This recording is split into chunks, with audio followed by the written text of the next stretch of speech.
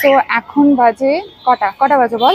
11:17 আর আমাদের pandal hopping just start হয়েছে। By the way আজকে চতুর্থী, তো শুভ চতুর্থী আমার তরফ থেকে তোমাদের সবাইকে। আর আমাদের ফার্স্ট গো টু ডেস্টিনেশন হলো আমরা সবাই ক্লাব।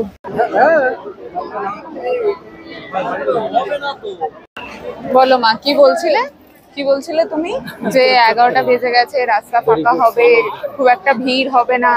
আলটিমেট ভিড়টা দেখো। তো এখানে কন্টিনিউয়াসলি বলছে যে দৌড়াবেন না, কিন্তু ঘটনা হচ্ছে এই লিটারালি এই ভিড়ের মধ্যে কে দৌড়বে? কিভাবে মানে দৌড়ানোটা পসিবল হবে কি করে? আমার এই ভিআইপি পাসে যারা ঢোকে, আমার তাদের উপর ভীষণ মাথা গরম হয়ে যায়। কারণ আমরা এতক্ষণ লাইন দিয়ে 3-4 ঘন্টা লাইন দিয়ে একটা প্যান্ডেল দেখবো, আর ওরা কিনা আসবে হুড় করে দৌড়াতে ঢুকবে, ঠাকুর দেখবে, বেরিয়ে যাবে।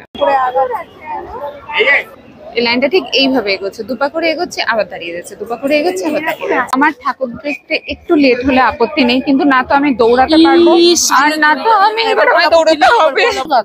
আমি কি করে বুঝবো যে সামনে আর একটা দড়ি থাকবে? আমি মনে করলাম নেই, ওই জন্য আমি আরো ধীরে সুস্থে হাঁটছি। তো বিষয়টা হচ্ছে যে অনেকে নর্মাল লাইন দেয়নি, তারা ভিআইপি লাইনে ঢুকে গেছে, ভেবেছে যে সামনে চেকিং হচ্ছে না।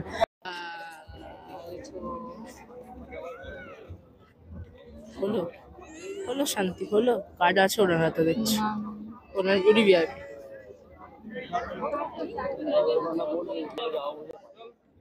ও এ চল বলে দিয়েছে, ও সেইভাবে সব গেছে বাইরে। তো অনেকে ঢুকে পুলিশ কাকু আবার তাদের সুন্দরভাবে আবার লাইন দেওয়ার জন্য পাঠিয়ে দিলেন একদম সামনের দোরগোড়ায়। ইনফ্যাক্ট আমার সামনে অনেকেই ছিলেন যারা কিনা এই লাইনের মধ্যে ছিলেন। লাইন দিয়ে অনেক দূর আসার পর, হ্যাঁ যদি এই লাইন দিতে হয় তাহলে একদম সারা রাত এখানেই শুধু কেটে যাবে, আর কোনো প্যান্ডেল দেখতে পারবো না, তো তারা বেরিয়ে গেলেন, তারা পাশের লাইনে চলে গেলেন।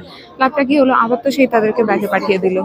এই জন্য বলতে হবে বেশি পাকামো মারতে না, বুঝলি কি বললাম? বেশি পাকামো মারবি না। আমি তোকে বলেছিলাম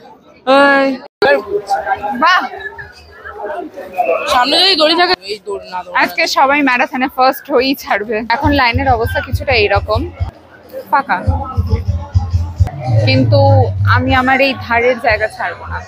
আমার পুরো লাইন ফাঁকা হোক যাই হোক, আমি এই ধার বরাবর যাব, যাতে আমার হাওয়া লাগে। আমার ভীষণ গরম লাগছে। আমি আজকে যা পরে বেরিয়েছি, ও মাই গড, ভীষণ গরম লাগছে আমার। ফাইনালি এসে গেছি।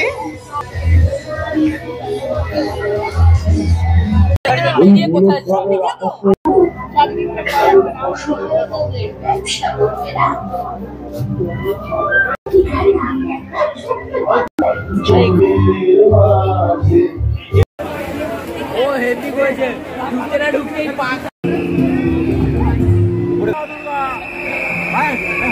ফাইনালি ঠাকুরটা উজ্জনপুর আমরা সবাই ক্লাবের ঠাকুর থেকে বেরোতে পারলাম। ঢুকেছিলাম তখন 11:30 বাজে, আর এখন বাজে 1:20। কিরকম স্ক্যাম হলো বলো আমাদের সাথে? স্ক্যাম হলো না? আরে আমরা একটা প্যান্ডেলে ঢুকলাম, সবাই মনে করলো যে এটা আমরা সবাই ক্লাব, বাট আলটিমেট ওটা ছিল না, ছিল ওর পরেরটা।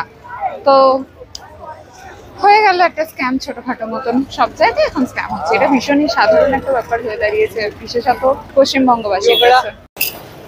সো ইয়া, 3টে বাজে, বাড়ি ফিরছি। 2টো প্যান্ডেল হপিং করে। সো এগেইন শুভ পঞ্চমী, কাল ষষ্ঠী, বাড়ি গিয়ে তাড়াতাড়ি ঘুমোতে হবে। বাই।